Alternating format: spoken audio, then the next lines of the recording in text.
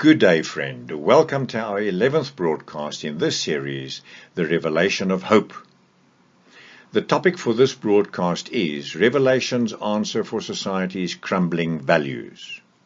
Now, with the previous broadcast, we learned that this world is now in a significant time just before the coming of Jesus. Revelation 14 verse 7 says, "The hour of his judgment has come."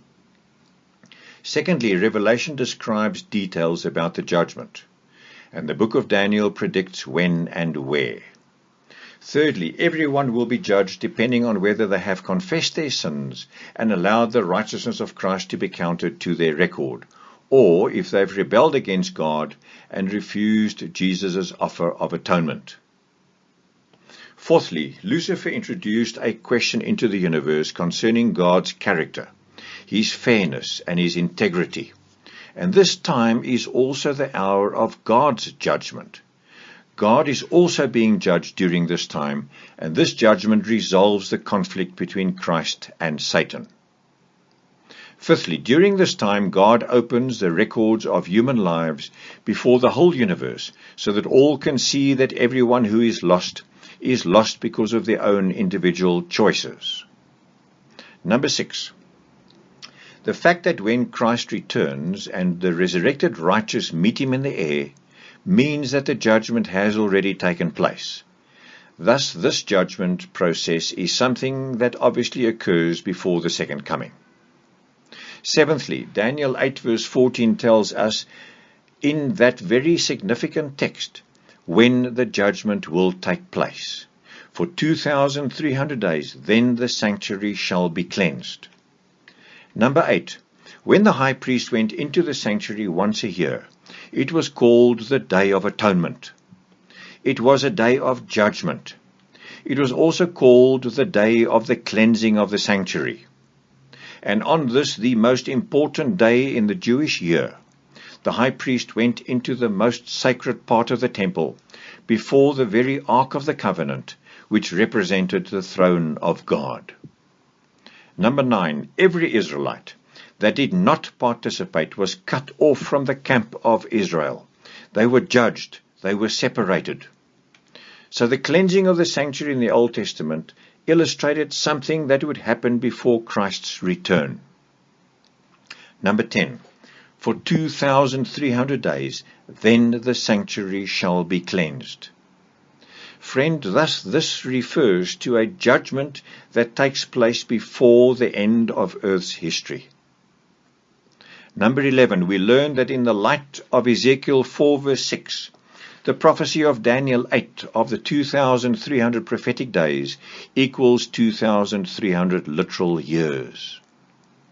Number 12, Daniel 9 verse 24 says that the first 490-year portion has to do with Jesus, his birth, his baptism, and his death. Number 13. The angel tells Daniel, as recorded in Daniel 9 verse 25, that the starting point of this prophecy is the command to restore and rebuild Jerusalem. And that command was issued in 457 BC by King Artaxerxes. Number 14. Daniel 9 verse 28 records that from 457 till Jesus is baptized and anointed by the Holy Spirit, 483 years, that is the 69 weeks times 7, and that takes us to exactly 27 AD. And Luke 3 verse 21 and verse 1 prove without a doubt that the year of Jesus' baptism was indeed 27 AD. And this proves that Jesus was the Messiah. It's a massive wow, my friend. Number 15, Daniel 9 verse 27 reads, "Then he shall confirm a covenant with many for 1 week. But in the middle of the week he shall bring an end to sacrifice and offering." And this is the remaining week of the 70-week prophecy after the 69 weeks portion till Christ's baptism is taken into account. Number 16. The decree goes forth in the fall of 457 BC. So 483 years takes us to the fall of AD 27. And the middle of one prophetic week is 3.5 prophetic days, or in other words, 3.5 literal years. Now, from our proposed start of the 70th week in the fall of AD 27, we go forward 3.5 years, in other words, 3 years and 6 months. And this takes us to the spring of AD 31, precisely on the feast of the Passover when Christ was crucified. And friend, this is a massive, massive well. Number 17. Jesus was crucified in AD 31 in the spring, exactly like the Bible said. But he still does not reject the Israelites. Number 18. For 3.5 more years, God reaches out in mercy. He reaches out in love. And in AD 34, Stephen gave a magnificent speech on how Jesus was the Messiah of the Old Testament. Jewish leaders stoned Stephen. And this started a terrible persecution that scattered the early believers and opened the door to the preaching of the gospel to the Gentiles. And AD 34 marks 3 events. Number 1, Stephen's speech that Christ was the Messiah. Number 2, the Jewish high priest rejecting Stephen's reasoning that Jesus was the Messiah. And number 3, the gospel going to the Gentiles. And that was the end of the 490-year part.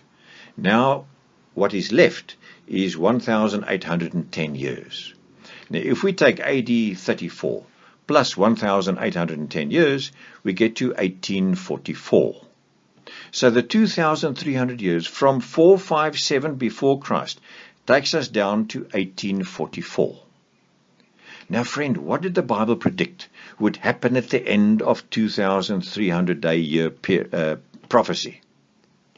Daniel 8 verse 14 says, for 2,300 days, then the sanctuary shall be cleansed.